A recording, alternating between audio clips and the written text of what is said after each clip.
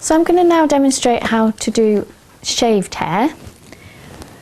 The tricky bit about this is that you have to use your imagination a little bit.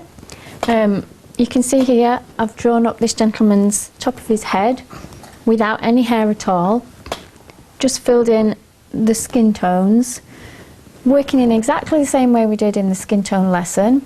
So once you've got the hang of shaping the face and looking for the shadows and the highlights that define it, you need to then apply that to this situation. Use your imagination a bit. Obviously you can see the highlighted area. What you can't see is the actual colour of the skin at the back of his head because it's covered by the hair, but you need for this to imagine what that's going to be like. So you can see I've just used my imagination and pretended that it's going to be like the jaw or the cheek, working in the same way that the skin tones would be darker towards the back and that the highlighted area which you've got would extend a little bit behind the hair. You can actually see that. It's just imagining taking away the hair that's there and drawing in the skin behind it. Really, once you've got the drawing to that stage, most of the work is done for a shaved head because there really isn't very much hair at all to put on. We're going to be working just to build these dark areas up first from the back, and you can just, it's not entirely a solid tone but almost. You can use like a curly shading technique so you get a few areas of light showing up, just makes like a dot effect as if the light is picking up on tiny little bits of stubbly hair that will be there. And when you get up here you can see you start to get more of the visible hairs. So all the time I'm just working to fill in the colour with a tiny stubbly stroke, literally just drawing random directions of tiny lines. If you feel like it's an area that is much darker, you can just go back to a shading stroke. And obviously right to where it joins the white paper, where it meets the white of the paper, you can make it just a solid dark. You tend to find that on a shaved head, unless it's very blonde hair, it will always appear, the hairs will always appear almost black, very dark. On blonde hair it's a bit different, where the light hits it, it'll almost be like we were working before, where you would have negative shapes but you could use an embossing tool for that and then just shade over.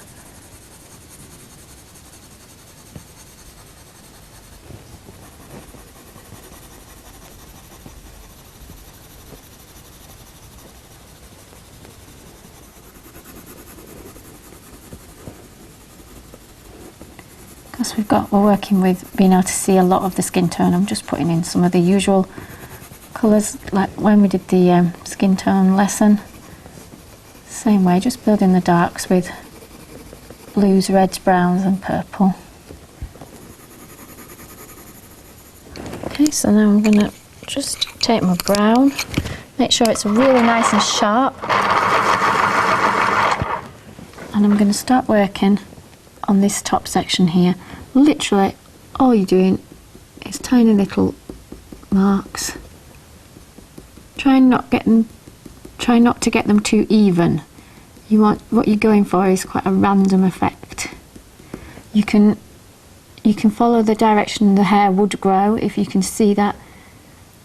For instance, the angle of these little lines there is going that way.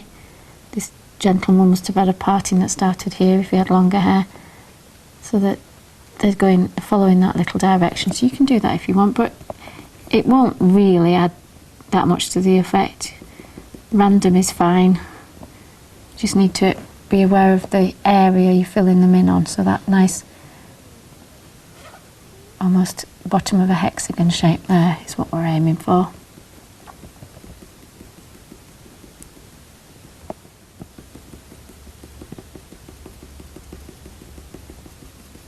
And if, like I've just erased a bit there, you need to add more colour in the skin tone, you can do.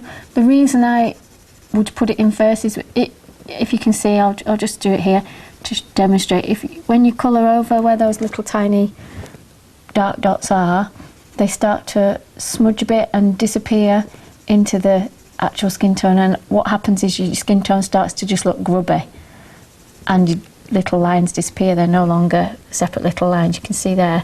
So that's why really you want to try and get the underlying skin completely worked up before you start putting these in. They're almost like when we worked on eyelashes in the eye lesson. It's the same thing, that these would be the last thing you would do. Tiny little strokes that you want to still be visible as tiny strokes when they're on. So you don't really want to be putting any more layers on top.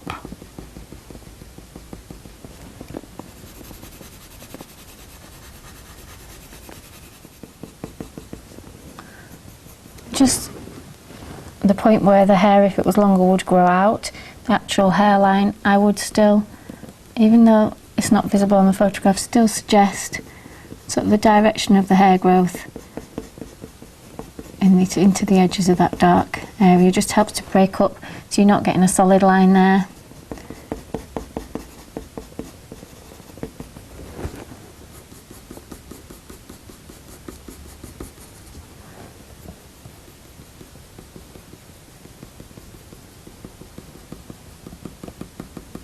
It really is just a matter of keeping going with these dots. In fact, you can at the front, when they're so tiny, you can actually get into doing a dot rather than a line.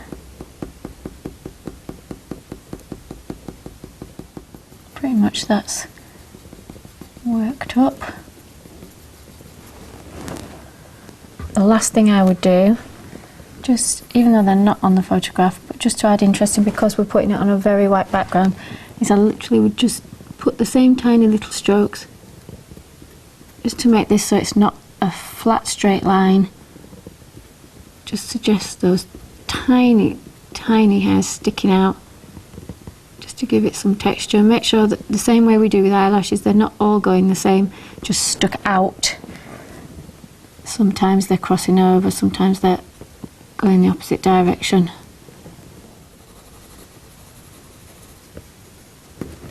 There we go. Shaved head.